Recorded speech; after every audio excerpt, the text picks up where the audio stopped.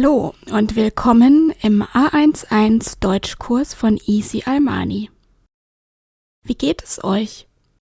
Ich hoffe, dass es euch allen sehr gut geht. Beginnen wir mit der neuen Lektion. Das heutige Thema ist die Adresse. Stellt euch vor, ihr seid gerade neu in Deutschland. Vielleicht habt ihr diesen Schritt auch schon hinter euch. Dann wisst ihr, wovon ich jetzt erzählen werde. Nehmen wir also an, ihr seid ganz neu hier. Einige Menschen habt ihr schon kennengelernt und könnt inzwischen auch schon einige grundlegende Dinge sagen. Aber jetzt geht es los mit der Bürokratie.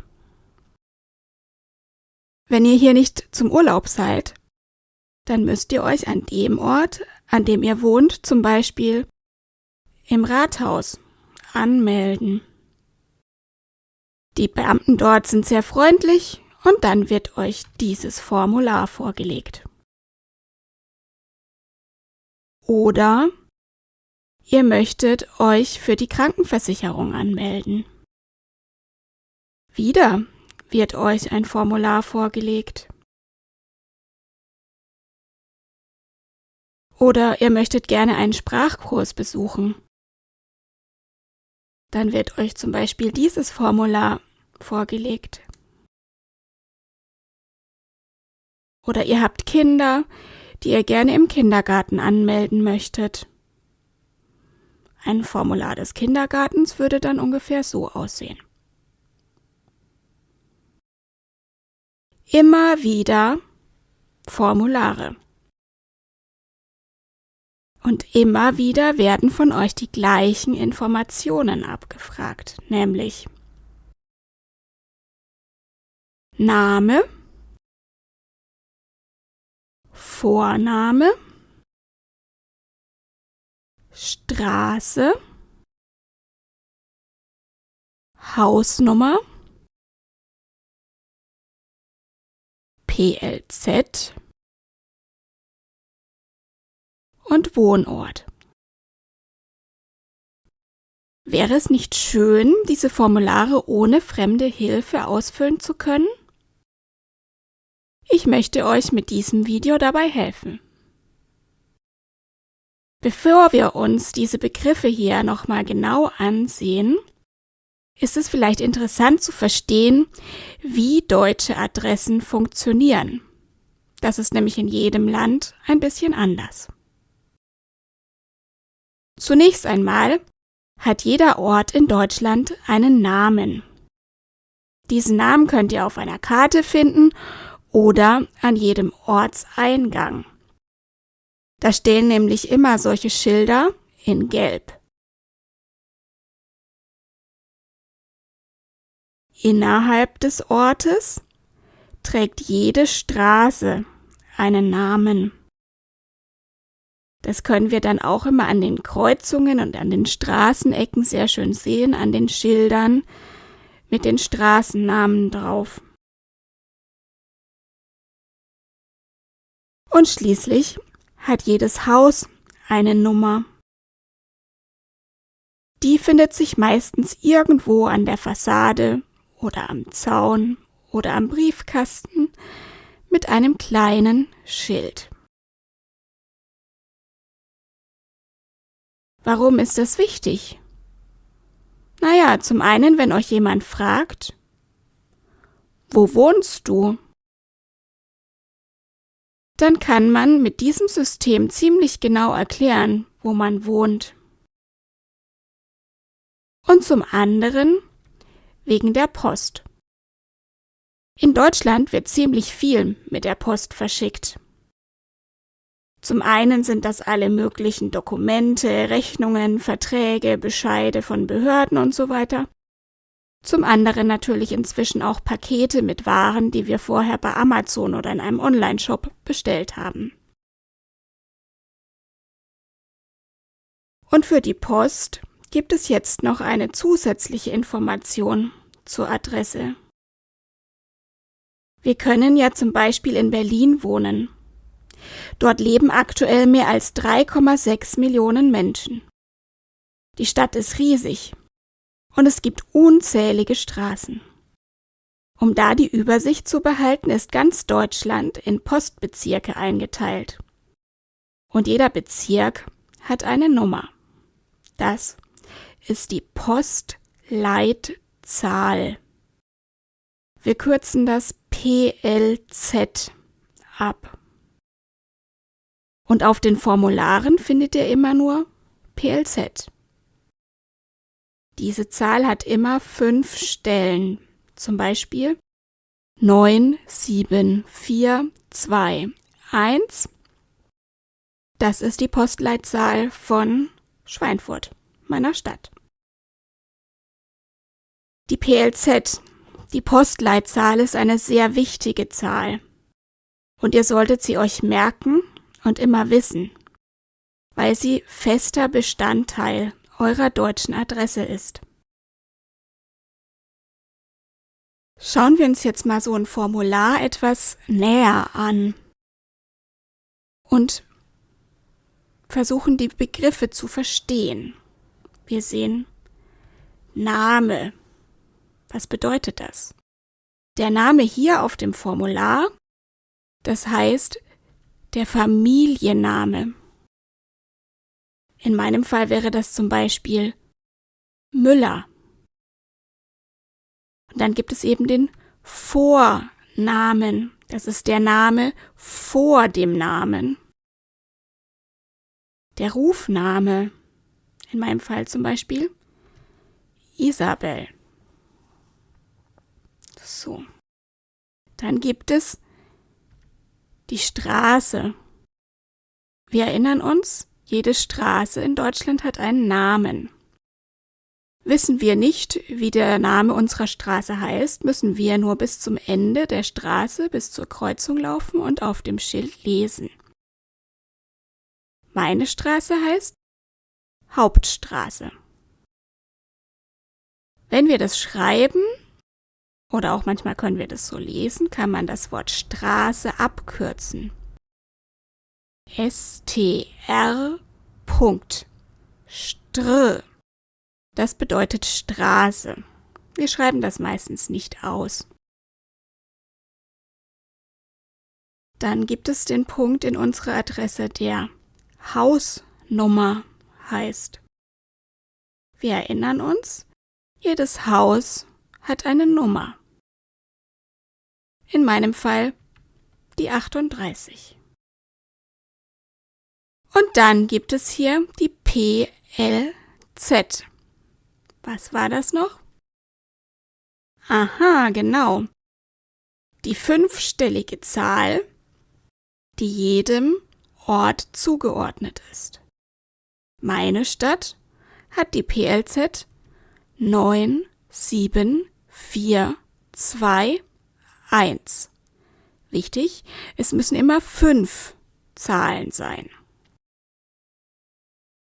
Und schließlich der Wohnort. Das ist der Ort, in dem ihr wohnt. Ihr seht es am Schild. Vor eurem Ort, an dem gelben Schild. Mein Ort heißt Schweinfurt. So sieht also eure deutsche Adresse aus. Wie ist Ihre Adresse? Jetzt probieren wir das mal gemeinsam aus. Und zwar, vielleicht kennt ihr das, vielleicht habt ihr also einen elektronischen Aufenthaltstitel. Das ist so eine kleine Plastikkarte. Der deutsche Personalausweis sieht ähnlich aus. Da haben wir hier oben als erstes mal unseren Namen. Kartal Emine. Das ist unser Nachname, das erste, Kartal, der Name, und Emine ist der Vorname. Und auf der Rückseite, da sehen wir Anschrift. Anschrift, die Adresse. die Anschrift. Das bedeutet das Gleiche. Und wir sehen hier die Postleitzahl 80802, den Wohnort München, dann die Straße, Musterstraße und die Hausnummer 5. Wenn ihr euch also nicht sicher seid oder euch das schlecht merken könnt mit der PLZ oder eurem Straßennamen, könnt ihr immer auf eurem Aufenthaltstitel nochmal nachlesen oder das auch von dort abschreiben. Lasst uns zusammen mal ein paar Formulare ausfüllen. Wir sind zum Beispiel im Rathaus. Dort können wir unsere Wohnung anmelden, unseren Wohnsitz, den wir gerade in Deutschland genommen haben. Und dort könnte ein Formular in etwa so ausschauen. Das ist jetzt ein Online-Formular, aber es kann auch sein, dass man sowas Ähnliches in Papierform vorgelegt bekommt. Jetzt ist es nicht wichtig, dass man alles versteht, was dort steht, sondern es ist wichtig, die Wörter wiederzuerkennen, die wir gerade miteinander besprochen haben.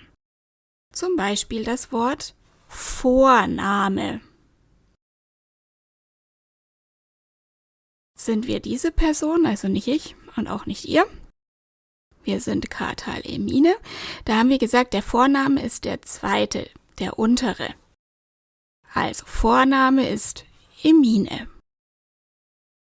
Dann sehen wir hier das Wort Name. Name, da haben wir gesagt, das ist der Familienname, das ist hier Frau Kartal. So, dann geht es weiter. Da sehen wir das schöne Wörtchen PLZ. Und weil wir uns die Nummer vielleicht nicht gemerkt haben, schauen wir nochmal nach auf unserem Ausweis auf der Rückseite und da steht 80802. Unser Wohnort ist in diesem Fall München. Unsere Straße, die Musterstraße. Und unsere Hausnummer, die Nummer 5. Und das war's dann schon. Gar nicht so schwer, oder? Dann können wir auch gleich noch ein anderes Formular ausfüllen, zum Beispiel das Formular für einen Integrationskurs, um uns für einen Sprachkurs anzumelden. Das sieht dann so aus. Richtig schrecklich, ganz viele Wörter, die wir nicht verstehen, aber wenn wir genau hingucken, dann erkennen wir wieder unsere Wörter von gerade eben. Name, also unser Familienname, Kartal, bisschen weiter, Vorname, Emine und weiter unten, Straße und Hausnummer, da können wir jetzt beides zusammen reinschreiben, Musterstraße 5, dann Postleitzahl, hier als ganzes Wort ausgeschrieben, 80802 und der Ort München. Im Übungsmaterial findet ihr noch ein paar weitere Formulare, wo ihr das mal durchspielen könnt. Ihr könnt mal nach diesen Worten suchen und die Formulare zumindest an dieser Stelle ausfüllen. Die weiteren Elemente, darüber sprechen wir dann noch in dem nächsten Video. Aber so viel auf jeden Fall müsste jetzt klappen. Wenn ihr eure Adresse könnt, dann könntet ihr diese Felder auf dem Formular auf jeden Fall ohne Probleme ausfüllen. So, und zum Schluss müssen wir nicht, aber können wir noch einige Dialoge einüben. Zum Beispiel ein höflicher Dialog. Wo wohnen Sie? Ich wohne in Berlin.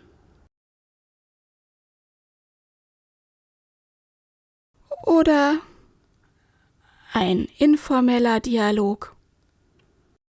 Wo wohnst du? Ich wohne in Volkach. Diese beiden Dialoge, damit können wir also fragen, wo jemand wohnt. Wir können auch noch mehr fragen. Wir können mehrere Personen gleichzeitig fragen. Wir sehen hier ja immer Dialoge zwischen zwei Personen. Und in dem nächsten Video, hier im A11-Kurs, werde ich euch das noch genauer erklären, aber ich möchte euch jetzt hier schon mal was zeigen. Und zwar am Beispiel Wohnen. Wir haben hier eine Familie, mehrere Personen. Und diese Familie wird gefragt, wer seid ihr?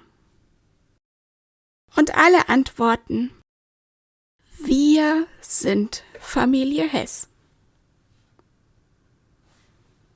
Dann wird die Familie wieder gefragt, wo wohnt ihr? Und sie antworten, wir wohnen in München.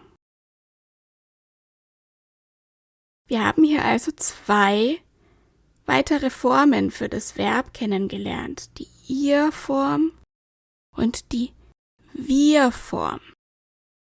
Was es sich damit genau auf sich hat, erkläre ich euch im nächsten Video. Aber schauen wir uns das Verb wohnen zusammen an, denn da wissen wir jetzt schon alle Formen.